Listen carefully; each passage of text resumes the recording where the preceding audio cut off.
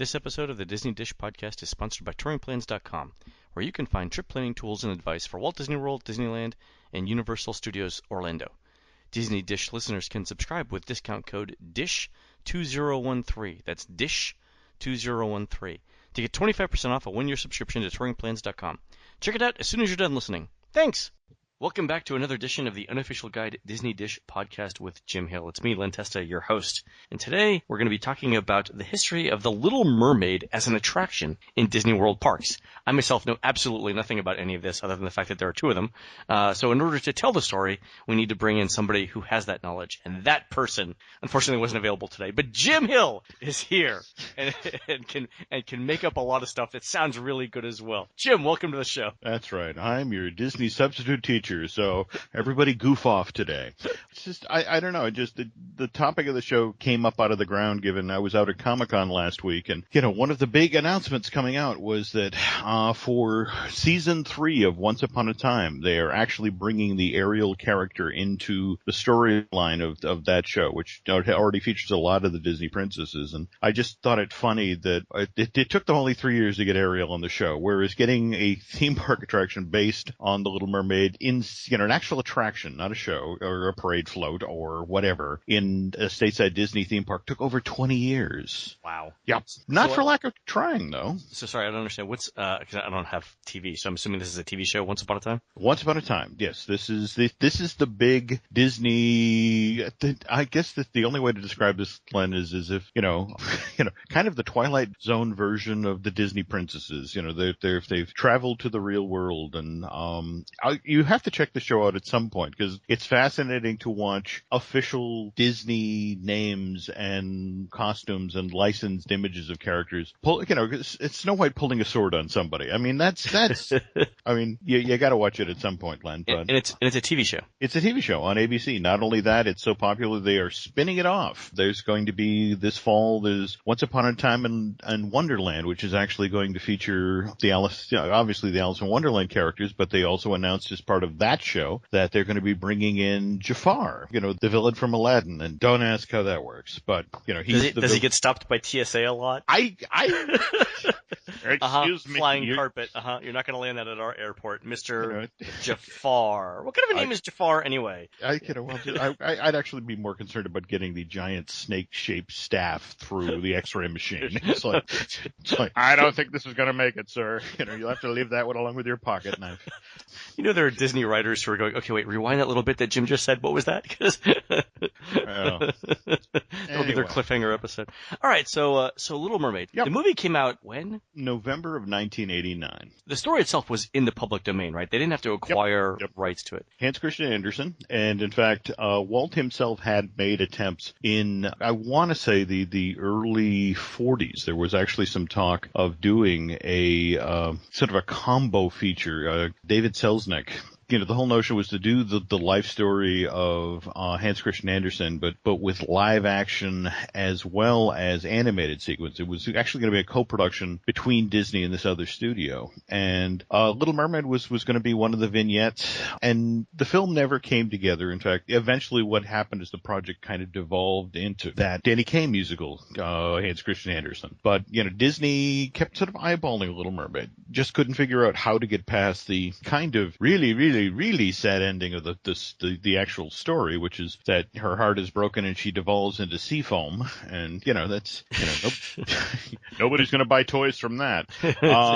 And that was the thing that eventually part of a Gong show when Michael Eisner and Frank Wells and Jeffrey Katzenberg came through the door. They had very, very early on a couple of sessions where they referred to them as Gong shows. The idea is that people would come and pitch ideas for animated features, and one of the story ideas that John Musker came up with was, he'd found a storybook of The Little Mermaid in a shop in California, brought it in, pitched it, and it was like, okay, yeah, I guess we could do that. And, it was the studio that partnered him with Ron Clements, and they became this powerhouse directing team.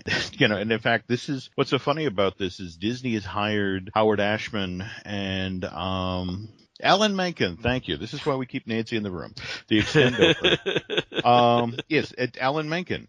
They'd just been hired to do one song for Oliver and Company, and they kind of said, well, we've got this mermaid thing. Do you want to work on that? And these were the two guys who'd done Little Shop of Horrors, and they wrote this amazing score that took the material that Ron and John had already put together and just sort of blew it through the roof. And you have to understand, this is the time when Disney Animation had been tossed off the lot. They took the feature animation building and turned it into production offices for like Bette Midler and Danny DeVito, and so so here are the animators literally working in abandoned warehouses and trailers in Glendale, and thinking, my God, we're getting out of the animation business. They threw us out of our comfy building. And, it's weird. Under really bad conditions, some great films were made. That's where Aladdin was made. That's where Beauty and the Beast were made, and Mermaid. That was their golden age, right? I mean, that was the second golden age, yeah. Yeah.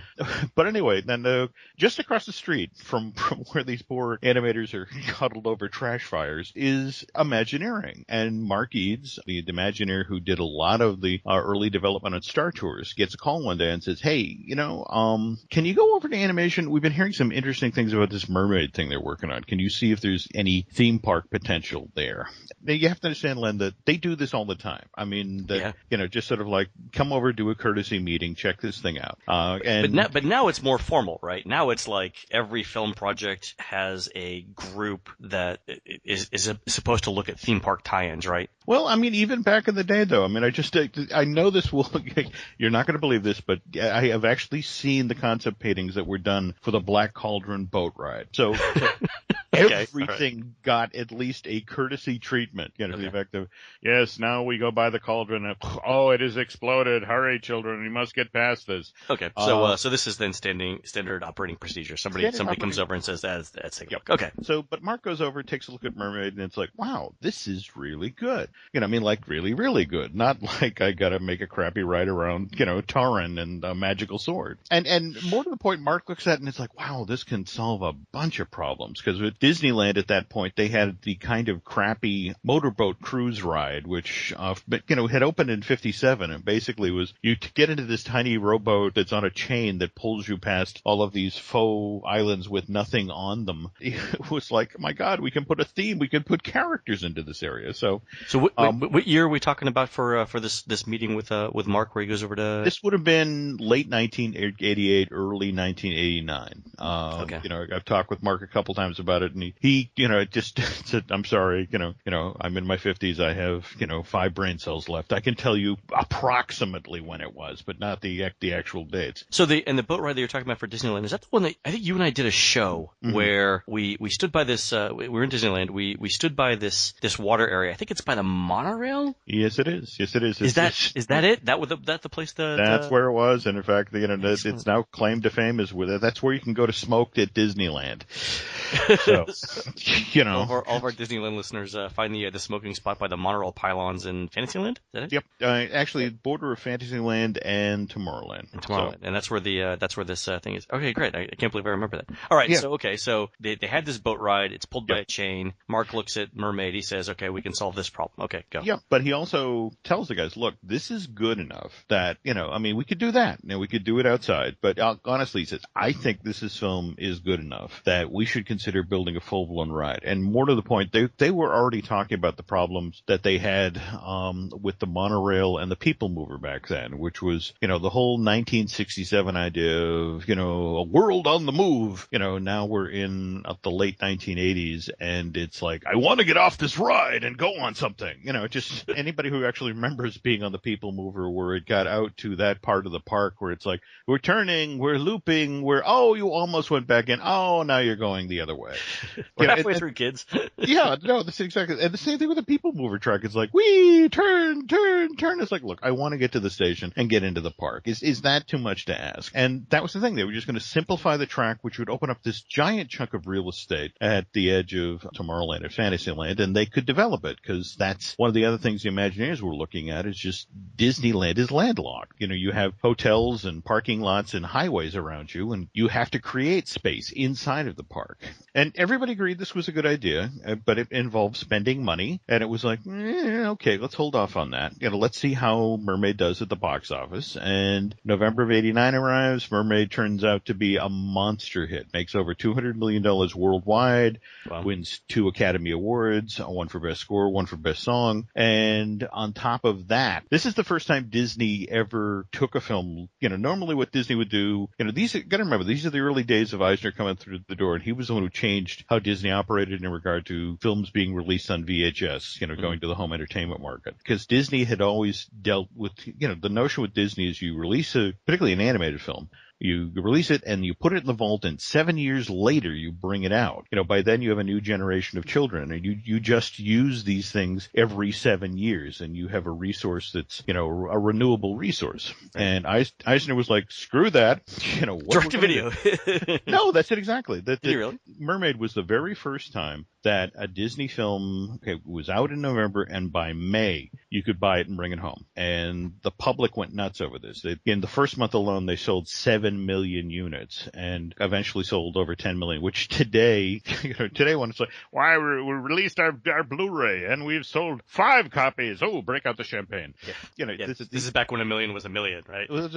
This was a real number, Ron. But, they knew immediately that they wanted to do something with Mermaid. Again, what was kind of interesting is this is also during that window when Jim Henson is still alive, and that the Disney company is in the process of acquiring Henson Productions to, not only for the Muppets, but also to have Jim make additional stuff for the studio. So yeah, we did a show on this, right? We did the history of the Muppets, right? Yeah. And what's weird is that during this period, Jim makes a live action pilot for the Disney Channel called The Little Mermaid's Island. And really? Yeah. They shot a total of 2 episodes, but it was one of these weird productions whereby, you had puppeteers performing in front of a blue screen doing Sebastian Flounder. And as it turns out, in the show, Flounder had a sister called Sandy. And it was one of these things where this was how Jim was going to help Disney. He was going to help them make additional stuff for television, additional for film.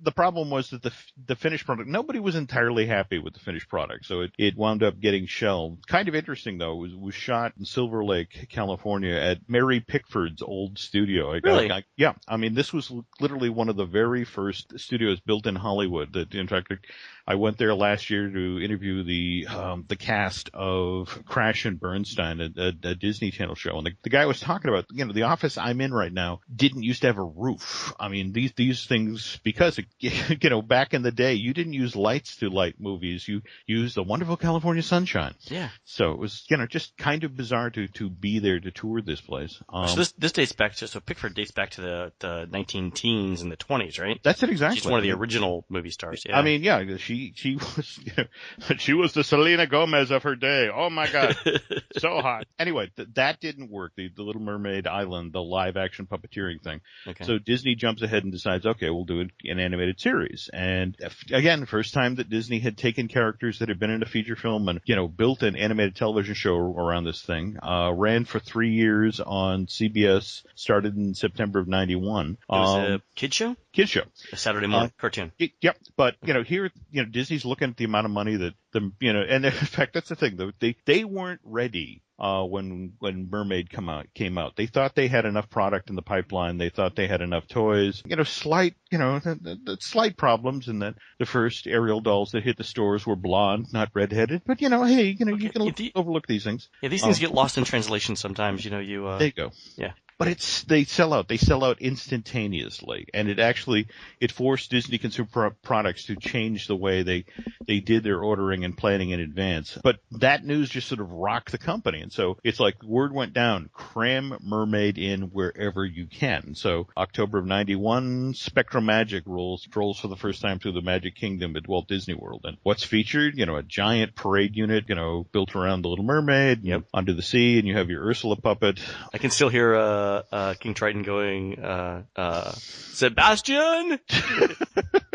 That's a great soundtrack, yeah. It is a great soundtrack, and sadly, that wonderful parade, it now rests in a dumpster out behind the kingdom. Well, I mean, that's the thing, that and again, that parade was only supposed to run for a year. In fact, that's the other thing that's fascinating about this whole mermaid story, is that, take for example, the Voyage of the Little Mermaid show that opened at the Disney MGM in January of '92. This was never supposed to run 20 years. It was supposed to be just like the show that had followed it into that theater in the animation courtyard, the Here Come the Muppets. That had run from May of 1990 through September of 91. Everyone thought, okay, this will be in here a year, 18 months, and then the next movie we put out will get thrown into this thing. And no, it's hung on. In fact, the only thing that may, and I stress here, may get that show out of that space is Frozen. There's been some talk about replacing the Under the Sea show with, the On the Ice show. In '92 they decided that they're going to do the Voyage of the Little Mermaid show in the studios. Mm-hmm. Was it always going to be a musical?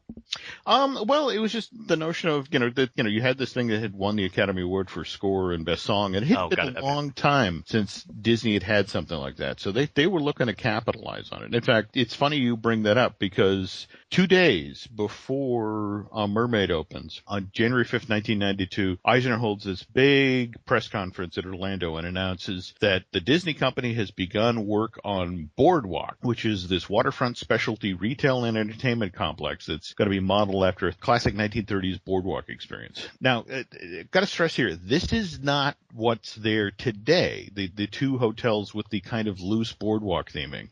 Right. They had a different idea for the Boardwalk. Absolutely. All right. I remember this. Yeah.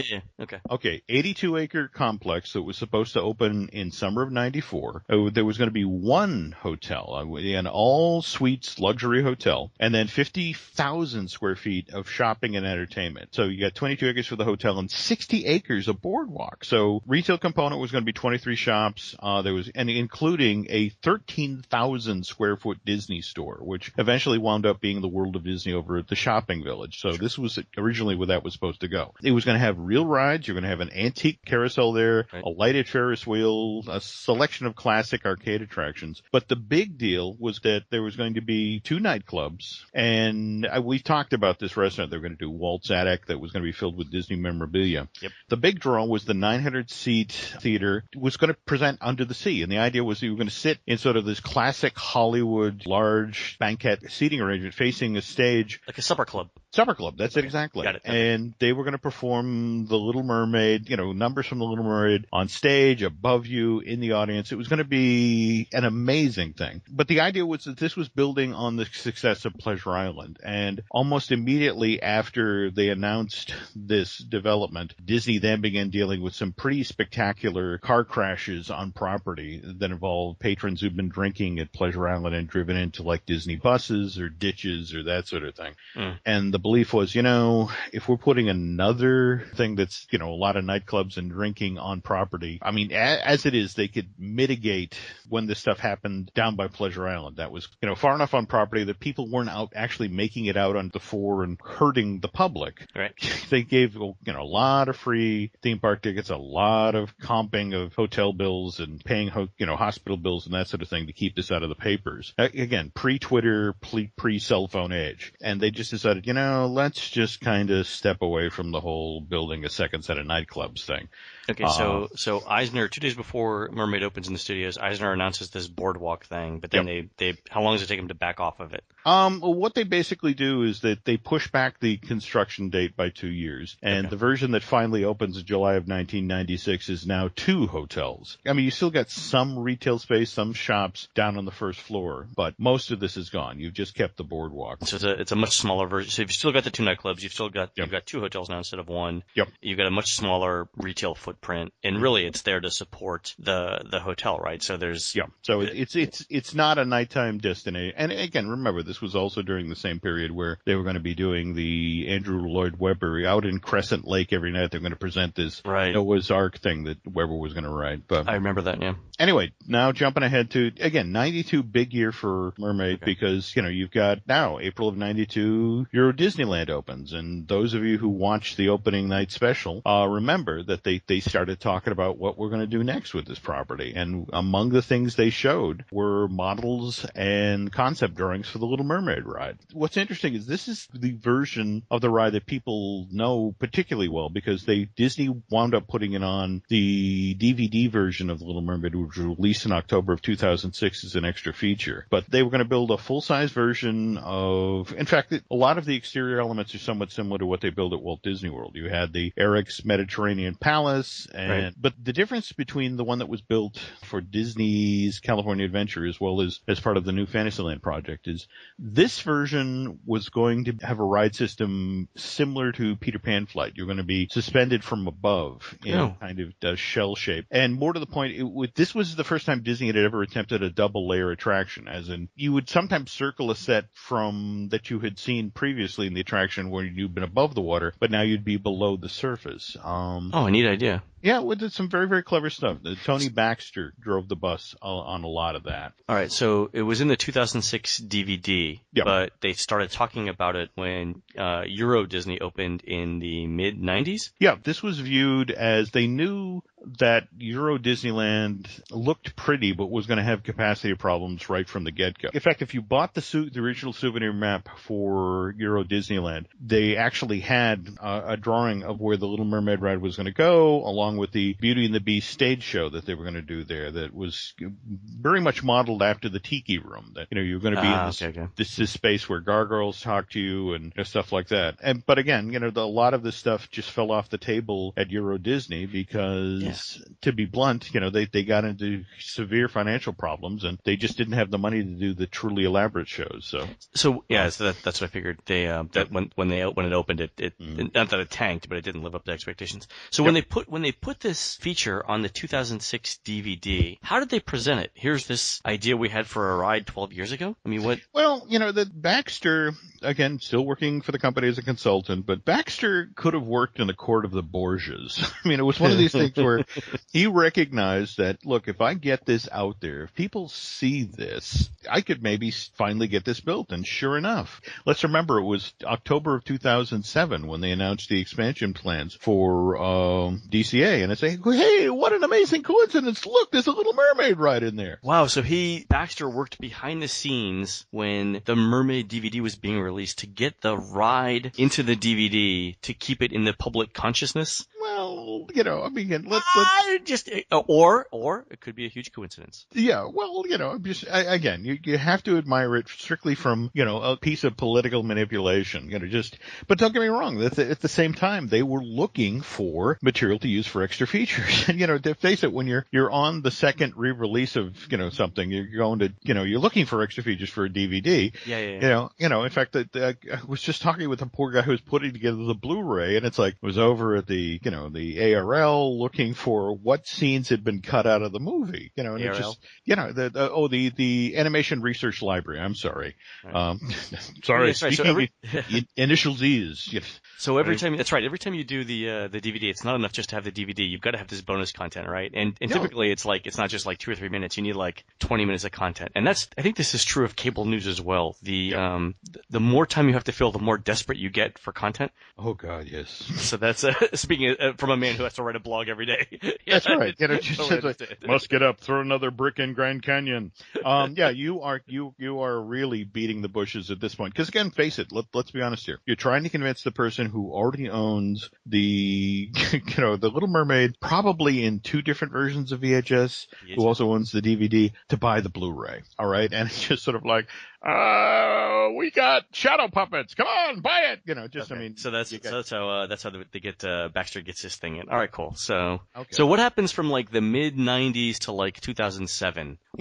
This becomes this period where the Imagineers are relentlessly frustrated because they recognize that Mermaid's numbers aren't dropping, that the merch sales are staying strong. There's real interest in the characters, so they're looking at any opportunity to get the Mermaid into the park. I mean, May of '92, Fantasmic opens at Disneyland. And as you remember, there's that, that big trio that's performed, midway through the show where you have Eric and Ariel singing Part of Your World while Beauty and the Beast are going by singing the title song for their film. And, you have Snow White and Prince Charming, Someday My Prince Will Come. And you also have that giant Ursula. And when they updated the show in 2009, they actually added jet ski versions of Flotsam and Jetsam to run up and down the river.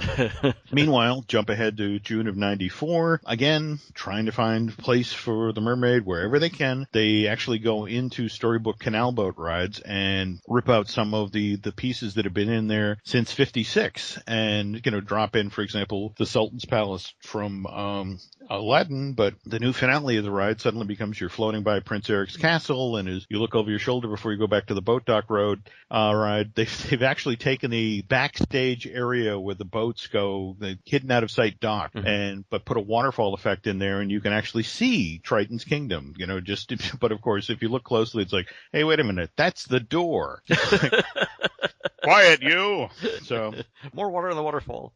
Meanwhile, Bruce Gordon, the late great Bruce Gordon, just will not let go. He's the guy who's like, look, we have to get Mermaid into the park. Bruce Gordon's dead? Yeah, Bruce Gordon, had left the company and passed away, I want to say, 5 years ago now. Oh, I didn't know. Okay. Died in his sleep. He was actually working on the Walt Disney Family Museum at the time, and just, I guess it was a undiagnosed heart ailment, but it was a sad loss. But Bruce is, Bruce at this point is still in the company. This is, 96 or thereabouts, and he's looking for a place to put Triton and Ariel in. In fact, he comes up with the idea of off of the hub where the House of the Future used to be in the late 50s, early 60s.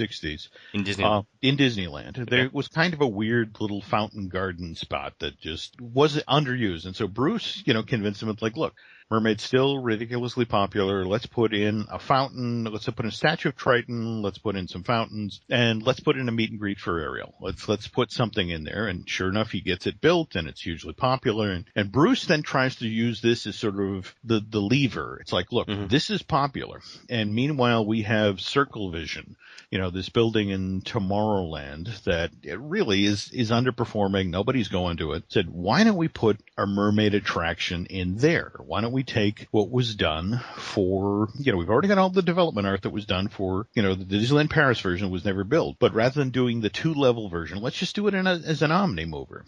So what year is this? This is 96, 97. Okay, so 96, 97, Mermaid Omni mover. Okay. The first time the idea for the attraction that was eventually built at both DCA and Disney World gets talked about. Okay, cool.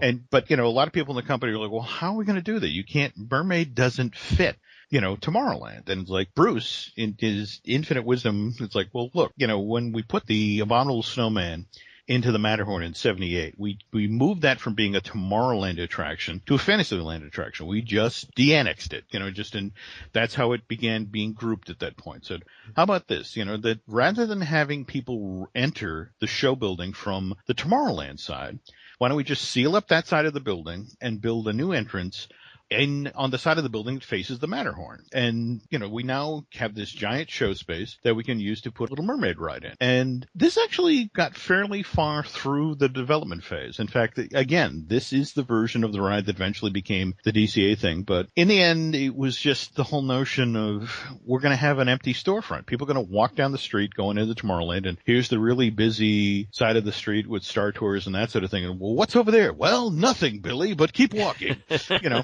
It just didn't make any sense to anybody but Bruce. But Bruce kept pushing. They said, all right, you don't want to do that? How about the subs? All right. We've got these underperforming subs that nobody's excited about. Why don't we go in there and theme them around the Little Mermaid? Why don't we go in and drop the characters in? And, and everyone, the funny thing is everyone thought that, that was like spitting on the flag. It's like, you can't put characters in the sub area. They eventually got around that idea, obviously. So what happened to the Circle Vision 360 space? What did that eventually become? Well, that's the interesting part of the story. That what they eventually decided to do is, okay, we'll leave. Bruce proved, look, you can put an Omni mover in this building. It's like, cool. Okay, this is where Buzz Lightyear Astro Blasters is going to go, and it solved both of their problems. It got an attraction into that space that was popular. And for the operations people, it also meant that when you're walking down the street in Tomorrowland, you've got, Star Tours to your right, and look over here to the left. Wow, there's a busy and exciting Buzz Lightyear ride. You've got a busy street as opposed to, one busy attraction on one side and sort of a walled off, nothing to look at building to your left. That's actually a great example of how somebody's idea gets appropriated for something else. This happens all the time in Disney history. In fact, remind me at some point, I just this weekend, for example, found out about, Harry Potter and the Forbidden Journey for Islands of Adventure. I've heard of it, yes. Yes, that ride system, the Kuka arm thing, that wasn't what, Harry Potter wasn't what that attraction and that ride system was developed for. They were supposed to build a Van Helsing ride, the Hugh Jackman movie that used the Universal monsters. That was all, in fact, that was the thing, that the whole notion of why that ride is as dark and as scary and as intense as it is, was it was supposed to key off of that action horror film. And, you were supposed to be at the end of a Kuka arm that was sticking you in the face of Frankenstein and Dracula and a werewolf. But when that movie bombed, it was like, we have a ride system and we have a concept for an attraction, but no film to base it on. And then Universal cuts the deal with J.K. Rowling and all of a sudden, wait a minute. So anyway, they decide not to do the Omnimover thing at Disneyland. Yep. They decide that the subs at this point, I guess in Disneyland history, are sacred. Yep. We're sort of so 96, 97. Yep. The subs actually wind up closing in 98, and they actually sit idle for almost a decade till they're eventually revived as the Finding Nemo submarine voyage in 2007. And but at that point, people were finally comfortable with the concept of you can pretty much shoehorn a character into anything. So jumping ahead now, Magic Kingdom. This is a kind of an interesting little moment in Disney history. There had always been a concept in place where, at least at Walt Disney World, the notion was that when you're introducing new characters, they always start at the studio. Because again, this is a movie that's being released, we hype it at the studios. And then those characters live there for 4 or 5 years until it's determined that they're evergreens, they're classics. And then they move over to the Magic Kingdom. Right, so the studios is the test pad for new characters. Yeah, where you introduce them and whether or not you find out whether or not they have legs. And the thing of it is that the Mermaid, Voyage of the Little Mermaid, 600-seat theater is still doing turnaway business. That they can't handle the number of guests that they have coming. So they don't want to give up that attraction. They have a popular attraction. Well, meanwhile, the Magic Kingdom is constantly dealing with guests going, "Where's Ariel?" And they get tired of saying, well, go over to the studio.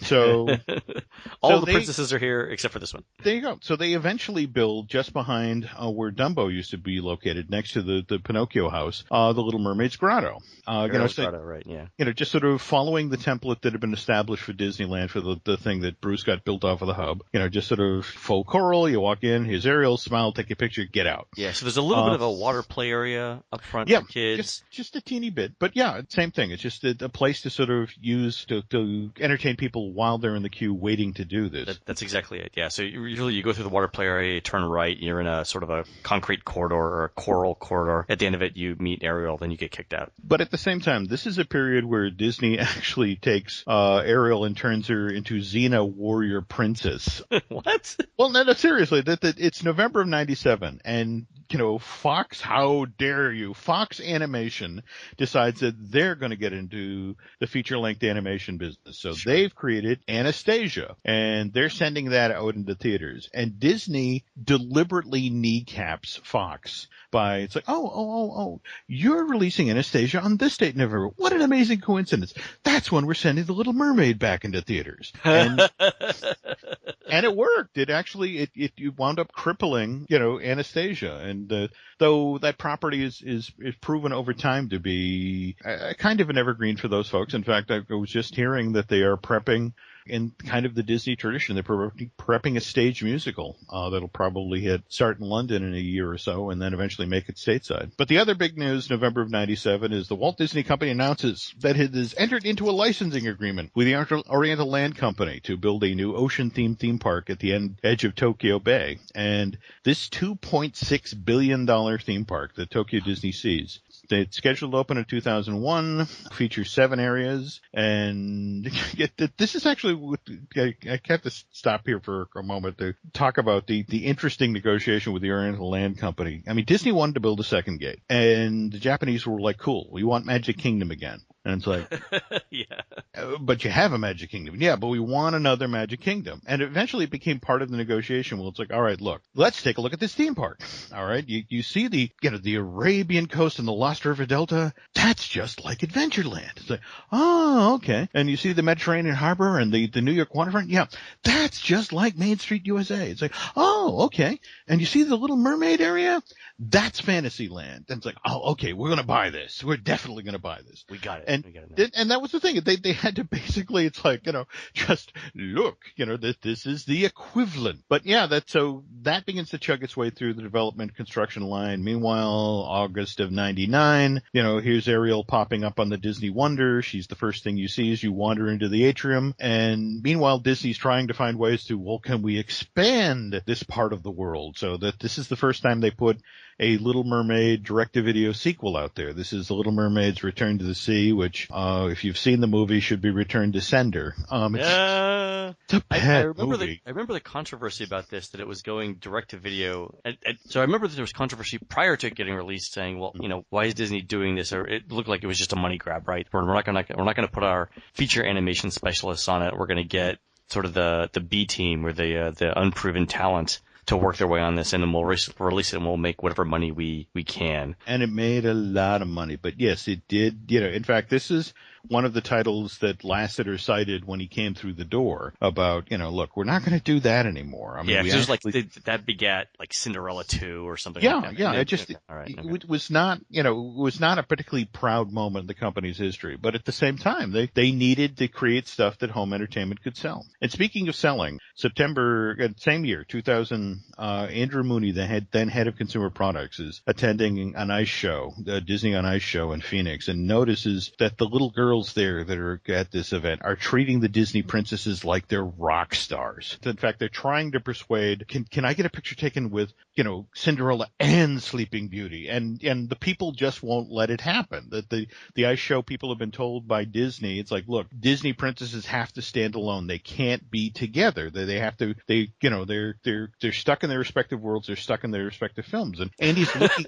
Could you imagine having that conversation now? Yeah, no, that's it exactly. Andy's the one who looked at it and it's like, oh my God, all right, these kids want this so bad. I mean, they're trying to beg the attendants, like, let Cinderella just step over and sit there. I want a picture with two. And it won't let it happen. So Andy's the one who goes back to the office and is like, look, let's rethink this. So let's start putting the princesses together. And he's the guy who, let's bring them together as a group. And he's the guy who launches the Disney Princess brand, which is now a $4 billion business. And that's per year for the company. Wow. $4 billion. And a lot of that really is on the back of Ariel, that she remains ridiculously popular. In fact, now jumping ahead, January 2001, DCA opens, and you've got, this is the theme park that's got the King Triton's Carousel, which is very cute. You've got the Ursula's Grotto voice replacement show that's done as part of the celebration of Disney animation. And I don't even remember that. It's actually you wander through like the Beast library. You eventually end up in this room where you can record your voice, replacing, for example, the soundtrack for the Very Merry on Birthday bit for Alice in Wonderland, or you can sing Hakuna Matata as Lion King. It's a clever show, and a little clever hands-on guest participation show. But what's particularly nice about it is that Pat Carroll came back and did Ursula's voice. In fact, to this day, Pat, she actually lives up in Vermont, and whenever Disney has something that Ursula is in, she just makes her way to the local digital studio, and they send her the pages, and she's still the voice of Ursula. Where was this? Where was this sound effects thing? It's still actually up and running in Disney's California Adventure. If you're heading down the main drag of the Hollywood Studios backlot, there's that Magic of Disney animation exhibit. It's inside there by Turtle Talk? Yeah. I've never seen it. Next time you're in town, all you right, gotta, a couple of weeks. Instead of going right, go left. Go down, into the basement of the building, and that's where they keep it hidden. Speaking of Ursula, as part of the initial expansion plans for this park, in that last little turn on California Screaming, you may, if you look outside of your coaster car, you may notice it's like this giant open circle of land in a track turn. And that was actually where they had planned on building an Ursula spinner, where you were kind of trapped in her tentacles and spinning around. It was a clever idea, which Disney has yet to build. And probably will regret that, given that probably this time next month, the Kang and Kodo's, Twirl and Hurl will be up and running at Universal as part of their Springfield, USA area. And that's pretty much the same concept of the ride. Just Disney never got it built and Universal did. So the Universal spinner is you're in the tentacles of the aliens in the spaceship, right? There you go. So same idea. If you have that tentacle fetish, you can finally get that fulfilled over at Universal. And we're not going to touch that one. Moving on, Len. Moving on. All right. So it's mid 2001, I guess, where we left off. Yep. And okay, August of 2001, DCA has started to spin in. The crowds never showed, and the restaurants there aren't doing nearly the business they expected, which is why Wolfgang Puck, in a fit of pique, shuts down his Avalon. Did you say Puck's Peak? Puck's Peak. That's right. Doesn't have a very good view, but oh boy, what a name. Anyway, he shuts down his Avalon restaurant at DCA. Disney takes over running this space and eventually opens it in November that year as Ariel's Grotto. And this is where you can go and dine. I mean, the Ariel's Grotto name just keeps getting used over and over and over again. But more to the point, it's just about getting people to go into some place. It's like the Little Mermaid's in there. I'm going in there. So in this case, it's the Little Mermaid's in there doing meet and greets and selling little kids octopus sandwiches, which are basically hot dogs where they cut out the legs. They cut the bottom of it and create 8 legs, and that works. That turns around that space. And September of that same year, Tokyo Disney Seas opens up, and the land that when people come back from that, as impressive as that theme park, the land that they talk about is Mermaid Lagoon, where they have taken, the Little Mermaid, it's inside Mount Prometheus. It has spectacular lighting effects, 8 different attractions that key off of the Little Mermaid. Though, again, if you know your Disney theme parks, for example, they have a jumping jellyfish attraction, which is, the same thing that was built at DCA. They have a blowfish balloon race, which if you're familiar with Bugs Land at DCA, that's basically Flick's Flyer. Likewise, the Whirlpool, that's the Ladybug Boogie from there. But the big show, the attraction that everyone talks about is inside of the Little Mermaid Theater, where they have, for 14 minutes, they have this amazing show where you have all these performers who are hanging from, various rigs flying over the audience. And at one point, the back of the theater sort of opens up and the world's largest animatronic suddenly come forward. And it's giant Ursula's face that, sort of aping the final moment of the movie where Eric's doing battle with the now giant version of Ursula. This was actually put together or designed by Michael Curry, the gentleman who did all of the masks and the costumes for not only the Lion King on Broadway, but you may remember the tall walking puppets for the Reflections of Earth, the parade around Epcot. Tapestry of Nations. Tapestry of Nations. All right. He gets the name right. I don't. But meanwhile, speaking of Epcot, 2003, here get planned surfaces that Disney is talking about, redoing all of Future World. And, they're going to change out the name of this part of the park to Discovery Land, and they're going to make it a green, maybe rip out all the concrete and put in trees and try to make this as a greener, more friendly, and particularly character-heavy area. And among the ideas that they're talking about is changing over the Living Seas Pavilion to, making the actual hosts of this attraction Ariel, Sebastian, and King Triton. Wow. And with the notion of that you have these characters now talking about how we must all live in harmony with the world's oceans and not overfish or pollute or, destroy this precious resource. You'll notice how flounder doesn't factor into this show. We don't want you eating flounder. Any of the other fish are up for grabs, but flounder is off the plate. Oddly enough, again, that plan does not go forward. But again, in the fine Disney tradition, didn't do The Little Mermaid, but did eventually do Finding Nemo. I wonder how many times somebody proposes an idea for a ride changeover, and it gets rejected, but literally the next twist on the exact same idea gets approved. It's fascinating to me that so much of the stuff seems to be determined on box office. That Mermaid at that point, we're talking 2003. It's almost 15 years past, when the film came out, and everyone agrees that Mermaid Ariel's still a popular character, but she doesn't have the heat. But in the same window, here comes Finding Nemo. That's making more money than God, and it's just, this is Pixar, and Disney wants to capitalize on all the Pixar characters. So Yep. so lose a Little Mermaid, bring in Nemo, and that's how the reframing of that goes forward. But, and in fact, again, interesting that we're talking about a CG film placing the Little Mermaid for the Living Seas Pavilion, because now here comes October 2003, and here's Mickey's PhilharMagic, and it's the first time ever that Ariel gets done as a CG character. Yep. You know, Glenn Keane, the gentleman who did all that amazing work on the film, you know, who animated Ariel initially, he's the one who comes in and handles the reanimation of her in the CG form, and likes it so much that he decides he's going to go on and, you know, serve as the director for his first CG film, Rapunzel. So go figure. Wow. Anyway, continue checking on here. May 2005, Disneyland celebrating its 50th anniversary. You can't, you know, so they have the Walt Disney Parade of Dreams in their park. And again, because you need the really popular characters, there's actually a parade unit in this, just built entirely on the Little Mermaid, the Dreams of Another World, where you've got, you know, but this is the thing. You just, every time something comes over the horizon, they're looking for a new way to bring in Ariel. October 2006, at Disneyland, they shut down the Fantasyland Theater and then retool it as the Disney Princess Fantasy Fair. And this is where sort of a walkthrough meet and greet area. And this is where you got to meet Ariel in princess form, her final human form. And interesting thing is Disney got notes back from guests. It's like, it was very nice to see her, but I wanted to see her as a Little Mermaid. Really? So there's a preference among guests. That's it exactly. They did, you know, it's like, all right, I get it. She's got red hair. She's lovely. I wanted her as a mermaid. And it's like, okay, you want her as a mermaid? Here's October of 2007. Dun, dun, dun. They announced the $1.1 billion revamp of DCA, where now here prominently features Little Mermaid's Ariel Adventure, $100 million dark ride. Finally. You know, just finally. All right, finally actually going to happen.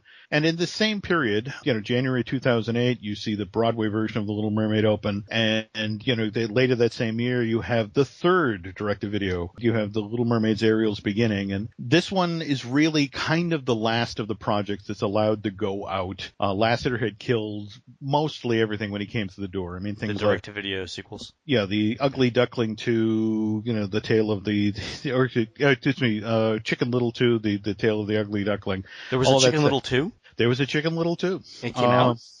No. Oh. That's the thing. You know, like the Aristocats 2, and there's a lot of 2s that got flushed, you know, which I'm not doing that joke you either. really just say that? I really just said that. Okay. All right. Moving forward here. Speaking of direct-to-video stuff, though, Triton's Garden, the Ariel meet and greet that Bruce Garden had gotten built off the hub, shuts down in August of 2008 to be retooled to become Pixie Hollow. So this is where you go to meet the Disney fairies. Yeah, so it succeeded as a character greeting spot. It was just time to change. Got it. Mm-hmm. Okay. So anyway, August 2009, the Broadway version of Mermaid, not quite as successful as it was supposed to be. Shuts down. April of 2010, you see the Little Mermaid Grotto at Walt Disney World also closed as the site prep begins for New Fantasyland. June of 2011, finally, after all those years, and Mark Eads, you know, begin talking back in 1990 or 1988. You finally get a Little Mermaid ride open at Ariel's Adventure, and the thing's open for literally 5 minutes before the Disney fans begin complaining about Ariel's hair. That's right. It's a big rubbery mass, right? Big rubbery mass, which again, they would the Badgers was so proud of themselves that this is, we duplicated how she looks in the film, and it's like, well, it looks like crap. So it's like, okay, rip that out. It's a 20-year-old film, yeah, and people's expectations have changed since then. That they have. Also, interesting little moment here that very quietly, nobody really hypes this up, but a lot of the AA figures in that attraction, with the exception of the Ariel with the weird hair, the Ursula, and I think it's actually 2 Ariels that were built by Imagineering. Everything else in that building, all the other characters that you see, were constructed by Garner Holt, the animatronic company based out of San Bernardino. And really? They outsourced the construction? Yep. And then in July of 2012, it became official. Disney literally got out of the animatronic business. From here on in, Garner Holt builds everything. In fact, Little Mermaid was the test for them? Yep. Oh. And, well, I mean, they've been doing a lot of work for Disney. I mean, for example, the Dragon for Fantasmic, the Jack figures for Haunted Mansion Holiday with the Nightmare Before Christmas figures that are added to that thing. I mean, Garner had been very quietly working for Disney, but this is now official front window stuff. And now, jump into September 2012, the Little Mermaid themed wing of Art of Animation opens, 864 rooms.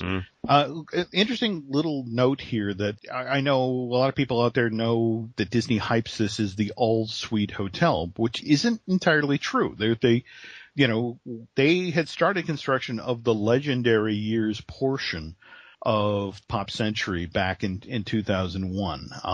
And 3 buildings had been completed when, due to 9/11, the project got shut down and mothballed for years and years. And Disney didn't want to knock those buildings down. They wanted to build a hotel over on that side, but they wanted to make use of what was still there. And the decision, and again, this speaks volumes about what the Disney company thinks about the power of The Little Mermaid. It's like, well, look, we have to give people a compelling reason to be in that wing of the building, which, by the way, is the furthest one away from the food court and, all that. And it's like, well, all right, if we theme it around The Little Mermaid, we can sell those rooms. She's still that popular. And that's exactly what they did. It's the newer areas of the hotel, the Nemo, the Cars, and the Lion King that are the all suites. But Ariel, they believe, is so powerful that they can sell standard rooms at an all suites hotel. So I've toured those rooms. They are a hike away from the central lobby. The thing I think that is most impressive about those rooms isn't the rooms themselves, but the large fiberglass statues outside. The one of Ursula is, again, after it opened, it was so good looking. The paint on it was like so Ursula, where she's like purple and black and stuff, but it was like a shiny black like you see on a new car. They really got the finish really good, and they're also huge too. I mean, Disney didn't skimp on the scale of those things at all. It's not like they said, well, we've got these buildings, let's just throw in some figures. I think they really went all out with the icons for those buildings, and they really are some of the most attractive icons in any of the value resorts. So they really did a good job with those. And you can thank Dave Bossert for that. He's the head of special projects for feature animation. I did an interview with him last year or thereabouts, and he walked me through the whole process there, where they start with a 6-inch tall maquette, they then go to a 3-foot tall, proof of concept for it, and then said the scary thing is that when you finally build these things at 40, 50 feet, you then realize, like, wow, we got to get up there and repaint her eyes because Ursula's cross-eyed. Just stuff that you would never figure, when you're looking at the 6-inch models, then become really apparent when they're giant. Yeah, but, you're essentially scaling it up by a factor of 100, right? Or 40, or 80 to 100, yeah. Yeah, and he took great pride in the fact that he got, for example, for the Lion King ones that were made, he actually got Andreas Deja to come out and consult, the guy who animated Scar, to consult on, the Scar figure and that sort of thing. And likewise, Ron and John, the directors of The Little Mermaid, came out and sort of signed off on all the figures. In fact, it's bringing up Ron and John. I was there last year, this December or thereabouts, for the opening of New Fantasyland, and they put all of us alleged journalists up Art of Animation to show off the new hotel. And I saw this wonderful moment where I was standing in the lobby, and suddenly, who's being led through the building but Ron and John and their wives by a cast member who's, and this is that. What do they call the entrance hall there? Animation Hall, the lobby. And what's funny is that so much of the art that they hand drew for that film is now being used, both as wall art, but it's also part of the chandelier. And it was the notion of, here's the cast member standing under the chandelier showing Ron and John the drawings they did themselves. Hey, remember when you drew that? Yeah, some 25 years ago, and now it's a chandelier. And it was just a very surreal moment.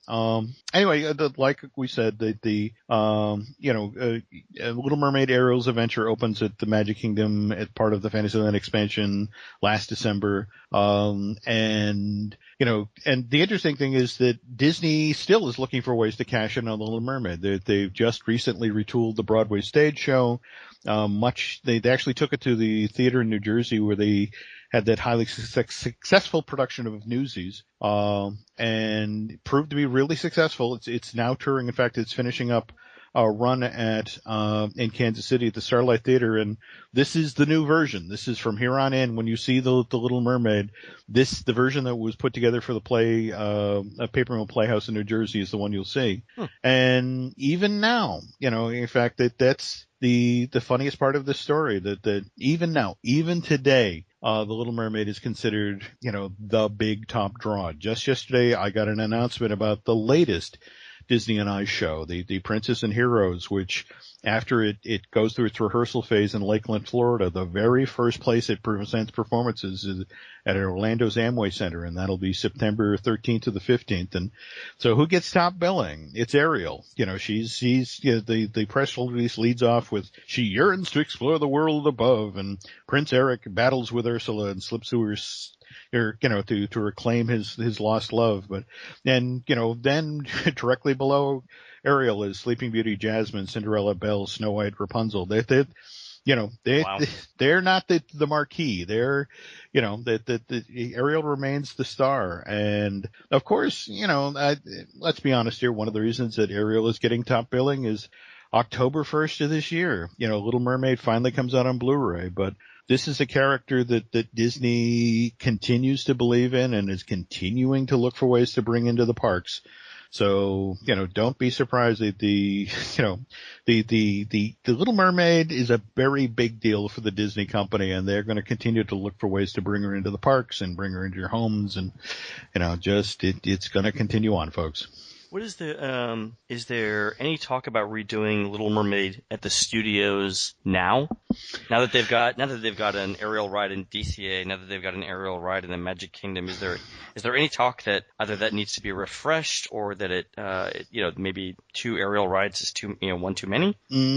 Actually, the talk at the studio, and again, I know this is going to cause a storm of controversy, but Kenneth Branagh right now is actually directing a live-action version of Disney's Cinderella.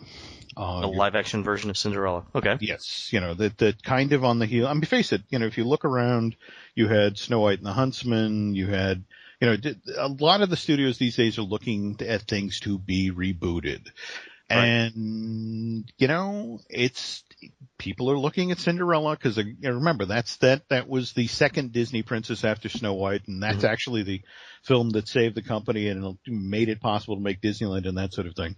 And the notion is, if that hits, what else are we going to do? And so there is a script for a live action version of The Little Mermaid quietly chugging along the development track at Disney Studios. And all I can say is they haven't committed to it. They aren't talking publicly about it. But if that live action Cinderella hits next year when it's released to theaters, really don't be surprised if you suddenly see a live action mermaid. And then then it gets interesting, Len, because then you're kind of in the same country where Disney is with Alice in Wonderland, because guests now come to the park and they say, I want to see the Mad Hatter, and they bring out the Mad Hatter. It's like, no, I want the Johnny Depp Mad Hatter. Oh, funny. Yeah. So, in fact, you want to talk about sequels, Linda Woolverton has written the script for Through the Looking Glass, and that's coming too.